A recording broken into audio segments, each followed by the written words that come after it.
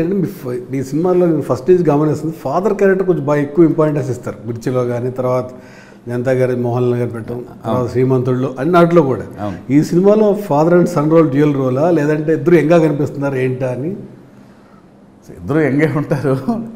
One day రకరకాల వర్షన్లు ఉన్నాయి. కొందరు తండ్రి కొడుకులు అనుకుంటున్నారు, కొందరు అందములు అనుకుంటున్నారు. యాక్చువల్గా రివీల్ అంటే I reveal actually it's like father and sun.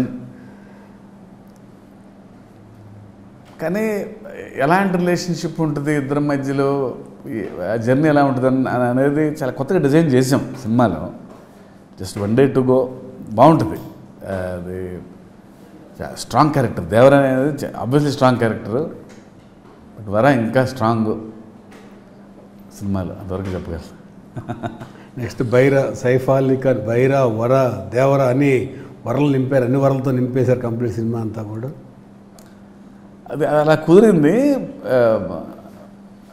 కొంచెం పవర్ఫుల్గా ఉందేమో చివరిలో ఉండటం వల్ల. కానీ బట్ ఫస్ట్ నుంచి పేర్లు పెడతంలో కొంచెం అంటే వెరీ రూటెడ్ ఫిల్ము, రస్టిక్గా ఉంది వరల్డ్. పేర్లు కూడా కొత్తగా ఉండాలి, సౌండ్ ఉండాలి అనిపించింది. ఫస్ట్ దేవరని ఫిక్స్ అయ్యాను. అనుకోకుండా వరా వచ్చేసింది. దేవర్లోనే ఉన్నాడు వరా కూడా. సో భైరవా కాదు, ఓన్లీ భైరా సౌండ్ ఉంది. అలాంటి శ్రీకాంత్ కూడా చెప్పించారు డైలాగ్ ట్రైలర్లో. అవును. సో పేర్ల విషయంలో కొంచెం ఎక్స్ట్రా కేర్ తీసుకున్నాను. అంటే ఈ కొత్త ప్రపంచం, పేర్లు కూడా కొత్తగా ఉండాలి అని.